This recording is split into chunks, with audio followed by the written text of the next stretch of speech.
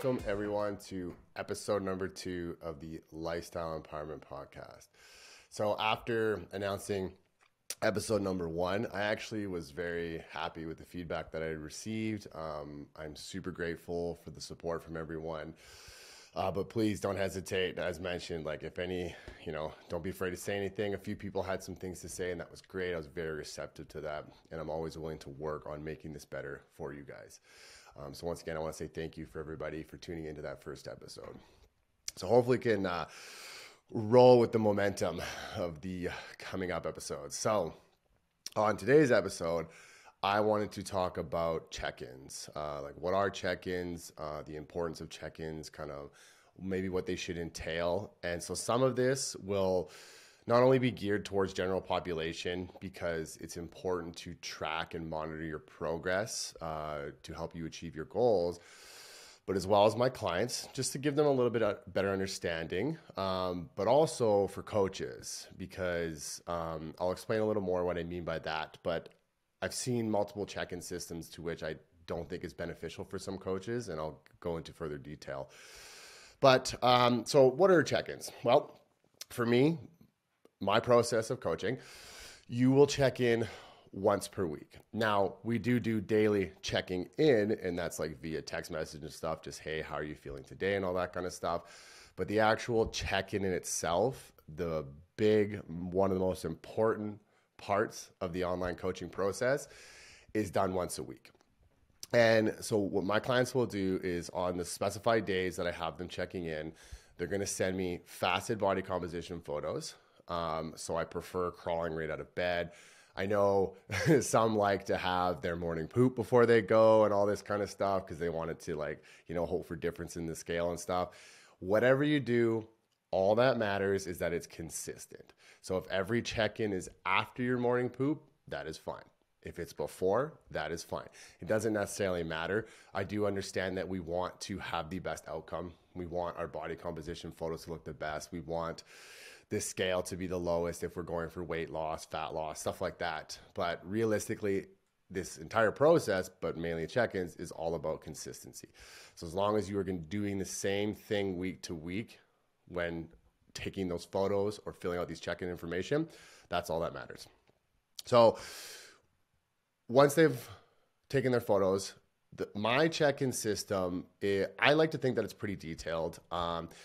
There is a point where you have to be careful where you don't want to ask too many questions because you could overwhelm individuals.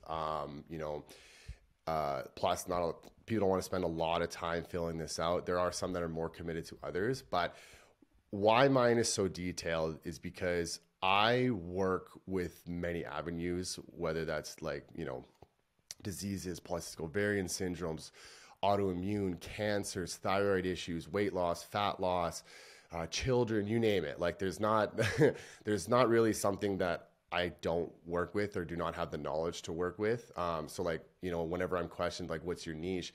I do work mainly with females. It's just how my career has progressed because that's mainly what referrals and word of mouth have been. But when you look at the basic foundations of the human body, it kind of all starts somewhere. So it gives you the ability to help anyone with any sort of condition. And if I don't have that knowledge, many can attest for this. I have really worked my butt off to find that knowledge to help that individual. And I will full-heartedly admit if this is something I cannot handle, and I will refer out because I know people who I trust that are much smarter than I. But that I've yet to really do that lots because, I'm very determined to help any individual. So anyways, back to the check-in. So with my detailed check-in, I really want people to track their workout progress, what phase they're in, how many training days have they done. We have specified schedules for most, where they're at within that schedule, within the calendar. And then ultimately asking about cardio and all that kind of stuff, if they're performing cardio and whatnot, frequency and such. And then I like them to list out their macros and stuff. So I can look back from a week to week basis to see the adjustments of macros quickly, because of course I could go back to all the plans, but more convenient for me, I like to have a list laid out. So that's the simple part. And then we get into the more technical stuff where I ask sleep, digestion, stress, menstrual cycles, the stuff to really dive into the actual functional internal aspect of the human body. So when it comes to filling that out, there's a lot of times that I've learned over the years that people don't provide a lot of information, not because they don't want to. One, they just may not be thinking of it. You know, something could happen on like let's say your check-in's a Friday, and something could happen on a Monday, and you just maybe forget, right? Unless it's something super serious, and let's hopefully you don't forget that. But this is kind of why I pressure clients into like, look, if anything happens, shoot me a text message, send me an email, whichever. This way we can track it. Because I also do have a daily calendar where clients check their weight as long as they are comfortable with doing that. Because I understand that that can really mess with someone's head, checking their weight every single day. But also their waking heart rate, variability, blood glucose levels, how many hours have they slept, things like that. And so I'm going to kind of jump ahead here and talk about how this information, this data, for me, I collect it because I understand how to interpret that data. I understand how to interpret the waking heart rate with the HRV, with the glucose levels in conjunction with the nutrition, with the life stressors, and with the training, right? So like an example is heart rate variability. When you look on the internet, if you're doing your research on the internet, you're going to find that, hey, a higher HRV is better. Well, that's not the case, really. It's more about trends because genetics can play a huge part. It's definitely N of one of the individual. So, for example, like I have a very high heart rate variability according to the internet. I average between like 150 to 190. And so the internet is going to say like, if I'm honest, I don't know what the internet actually says about that. They just assume that's good. But in reality, what is happening is my body's going through a lot right now. So my heart rate variability is going to be very high because it's fighting off things. And so there's like practically like a 9 out of 10 instance where when you see a really rapid jump in someone's HRV, it's because the body is flushing something, there's an inflammatory spike, whichever, or they get sick the next day or like a couple days after. And like you can almost guarantee it. And like you just look at the data collected and the trends. It's like, okay, consistent, all of a sudden a really big jump. And then 2 days later they have a cold or something.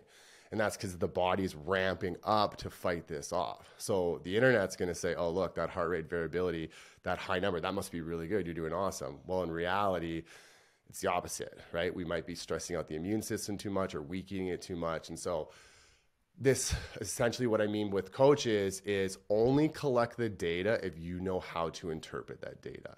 Because there are a lot of times where I've seen coaches, you know, they've asked me like, what do I do for check-ins? And I explain them. And so they start putting on their check-ins, but they don't know what means what, right? So for example, like you can look at, because digestion, I ask about bowel movements and such. And like I use the Bristol stool chart. And for those who are not familiar with that, what that is it's rating from 1 to 7 of what your stool looks like. And then you can find some on there that will kind of explain what it means, which that is relatively accurate. So if you have a 7, right, you're looking at lots of diarrhea, and it's going to say, let's say more like a 6, like flaky, it's going to say inflammation and stuff, which is true. So that thing is relatively accurate. So that's a good thing for coaches to use, as well as clients, like general population, because then they can see, okay, well, if this is what's happening, maybe I should look into something that's causing this GI inflammation, potential food that I'm eating, overgrowth, whichever.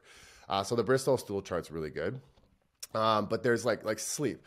I'll go like a little tangent of mine is people who use sleep trackers. One, I don't like them because of the electromagnetic activity in your sleep. I truly believe, plus research has shown that it disrupts sleep cycles. It's the same with sleeping with your phone or anything too close to your head. It can have the potential to disrupt a sleep cycle. It has been proven through science. But realistically, first of all, most of those things are ran on an algorithm. And so it's not like super accurate data, but also if it is accurate, I kind of go like, well, what are you going to do with that information? And this applies not just to people like our general population, but applies to coaches as well. Because they'll see, okay, my sleep tracker said I got X amount of deep sleep and then X amount of REM sleep.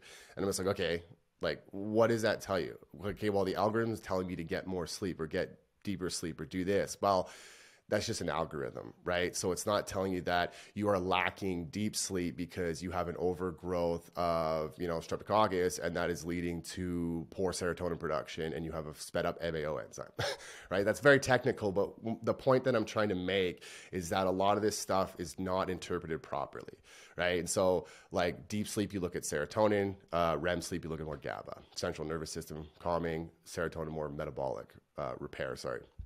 And so that stuff there can like sometimes create anxiety for individuals because it's like, oh no, I got a really bad sleep. According to my watch, I got a bad sleep.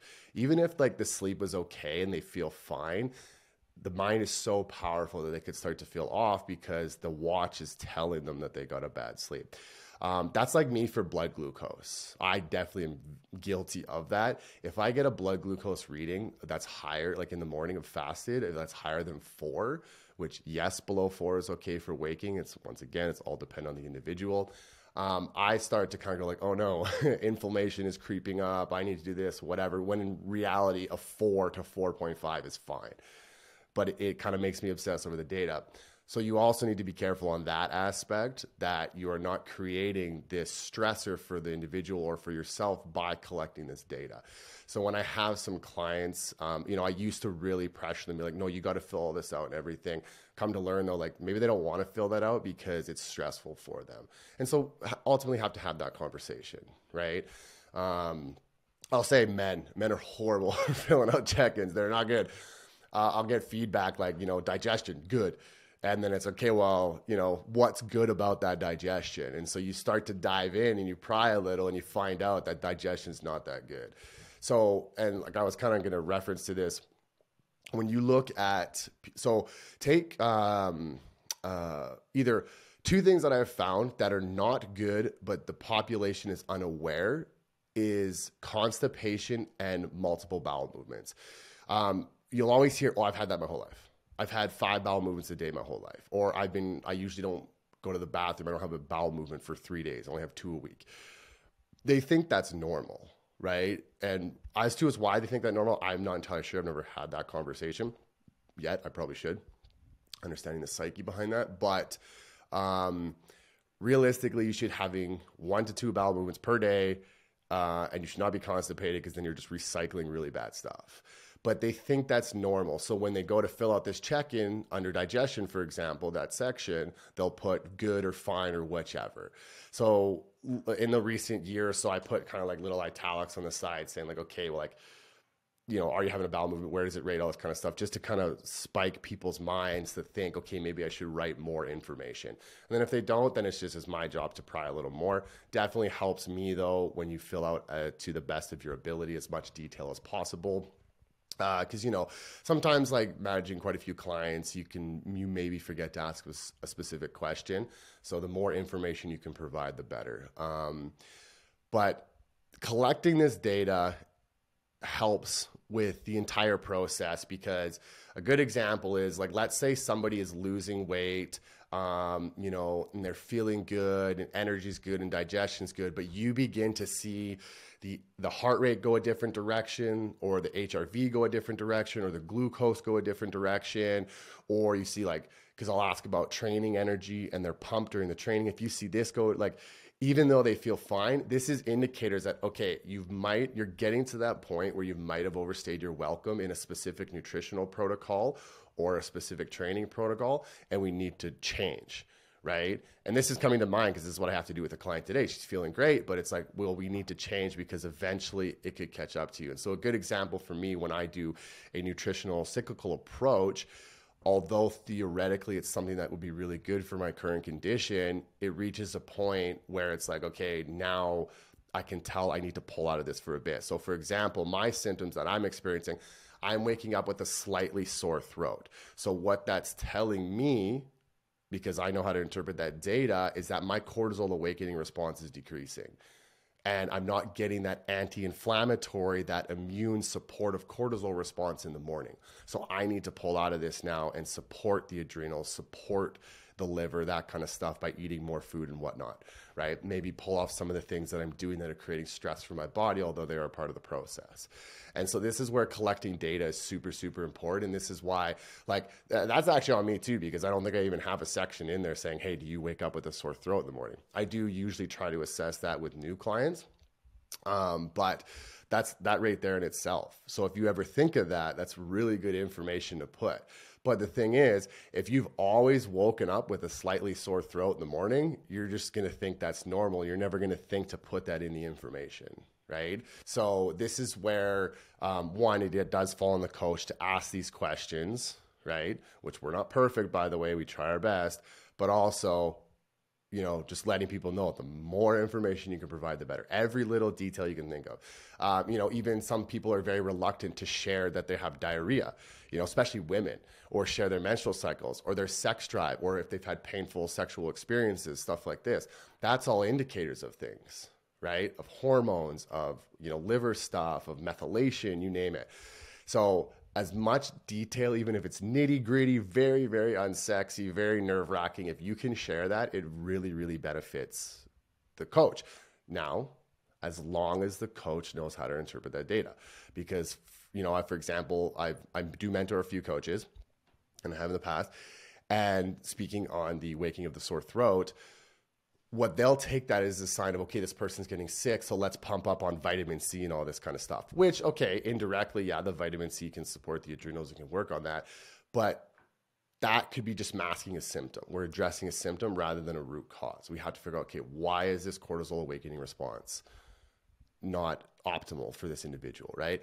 And then ultimately they're on this wild goose chase and they can't figure it out. And this person continues to wake up with this sore throat. So only put in your check-in the data that you can confidently interpret. Because as soon as you can't do that, not only is it going to stress yourself out a lot, but you might make the wrong decisions, which in return is going to stress the client out. Okay. And then also going back to collecting that data, well, if you like say, okay, this person wakes up, this is going to be kind of like hypocritical contradicting, but if this person wakes up, because I've already said it in this podcast, if this person wakes up with a sore throat, oh no, that's not good, your cortisol awakening response is poor and stuff like that, it's probably not that big of a deal. We just got to make some minor adjustments and we can correct the issue.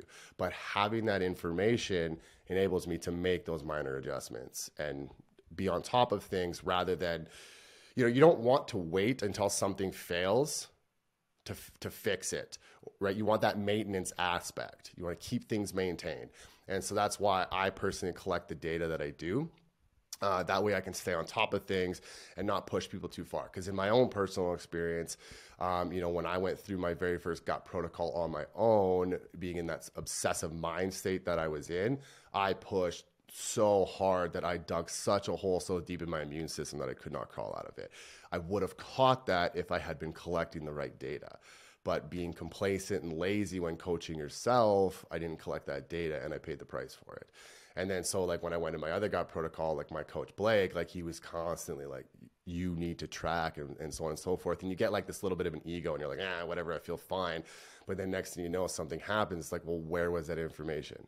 Like why are you not tracking your glucose if you're having hypoglycemia? You know what I mean? So as stressful and as nuanced and daunting as it can be super, super important, right? Even for the individuals that feel like they're fine. So even if you just came to me for like just basic weight loss, you just wanted to burn some fat, and you think, why on earth would I be collecting my blood glucose levels? I'm not a diabetic, right? Super important, super important. Not only to make sure that your health is in check and that it will always be in check, but it also helps us decide, okay, so if I'm having you take it post-prandial, I have trouble saying that word, 2 hours post a meal, then that could tell me if you're eating too many carbs, right? Like, okay, well, this is not an optimal time for you to have this amount of carbs, so we need to alter where we're going to put these carbs. And so I might place more into the training where you are in a more insulin sensitive state because I do know you need this amount of carbohydrates, right? So that's where it helps us keep in check and can really benefit the weight loss aspect. But then as soon as you talk about like a disease state or like a health complication, then yeah, like blood glucose is an amazing thing to measure. Your heart rate variability is an amazing thing to measure. that kind of stuff. Blood pressure, I don't normally, unless that person has a genetic condition or they have a history of high blood pressure.